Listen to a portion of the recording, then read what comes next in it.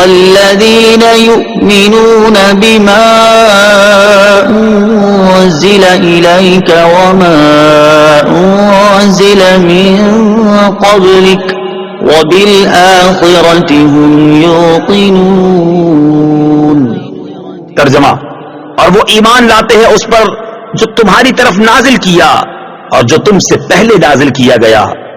اور وہ آخرت پر یقین رکھتے ہیں۔ والذین یؤمنون بما انزل الیک، اور وہ ایمان لاتے ہیں اس پر جو تمہاری طرف نازل کیا۔ تفسیر صراط الجنان میں ہے، اس آیت میں اہل کتاب کے وہ مومنین مراد ہیں جو اپنی کتاب پر اور تمام پچھلی آسمانی کتابوں پر اور انبیاء علیہم الصلوۃ والسلام پر نازل ہونے والی وحیوں پر ایمان لائے اور قرآن پاک پر بھی ایمان لائے۔ اس آیت میں ما انزل الیک سے تمام قرآن پاک اور پوری شریعت مراد ہے۔ اللہ تعالیٰ کی کتابوں وغیرہ پر ایمان لانے کا شرعی حکم یاد رکھیں کہ جس طرح قرآن پاک پر ایمان لانا ہر مکلف پر فرض ہے، اسی طرح پہلی کتابوں پر ایمان لانا بھی ضروری ہے جو گزشتہ انبیاء کرام علیہ الصلوۃ والسلام پر نازل ہوئیں۔ البتہ ان کے جو احکام ہماری شریعت میں منسوخ ہو گئے ان پر عمل درست نہیں، مگر پھر بھی ایمان ضروری ہے۔ مثلا پچھلی کئی شریعتوں میں بیت المقدس قبلہ تھا، لہذا اس پر ایمان لانا تو ہمارے لیے ضروری ہے، مگر عمل یعنی نماز میں بیت المقدس کی طرف منہ کرنا جائز نہیں، یہ حکم منسوخ ہو چکا۔ نیز یہ بھی یاد رکھیں کہ قرآن کریم سے پہلے جو کچھ اللہ تعالیٰ نے اپنے انبیاء علیہ الصلوۃ والسلام پر نازل فرمایا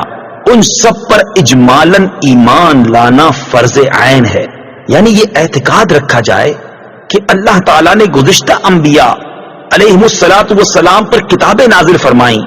اور ان میں جو کچھ بیان فرمایا سب حق ہے۔ قرآن شریف پر یوں ایمان رکھنا فرض ہے کہ ہمارے پاس جو موجود ہے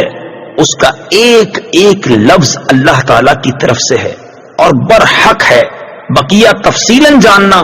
فرض کفایہ ہے، لہذا عوام پر اس کی تفصیلات کا علم حاصل کرنا فرض نہیں جبکہ علماء موجود ہوں جنہوں نے یہ علم حاصل کر لیا ہو۔ وَبِالْآخِرَةِ هُمْ يُوقِنُونَ، اور وہ آخرت پر یقین رکھتے ہیں۔ تفسیر صراط الجنان میں ہے، یعنی متقی لوگ قیامت پر اور جو کچھ اس میں جزا و حساب وغیرہ ہے سب پر ایسا یقین رکھتے ہیں کہ اس میں انہیں ذرا بھی شک و شبہ نہیں ہے۔ اس میں اس بات کی طرف بھی اشارہ ہے کہ یہودیوں اور عیسائیوں کا آخرت کے متعلق عقیدہ درست نہیں، کیونکہ ان میں سے ہر ایک کا یہ عقیدہ تھا کہ ان کے علاوہ کوئی جنت میں داخل نہیں ہوگا، جیسا کہ سورہ بقرہ آیت نمبر 111 میں ہے، اور خصوصاً یہودیوں کا عقیدہ تھا کہ ہم اگر جہنم میں گئے تو چند دن کے لیے ہی جائیں گے، اس کے بعد سیدھے جنت میں،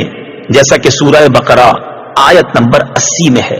اس طرح کے فاسد اور من گھڑت خیالات جب ذہن میں جم جاتے ہیں تو پھر ان کی اصلاح بہت مشکل ہوتی ہے۔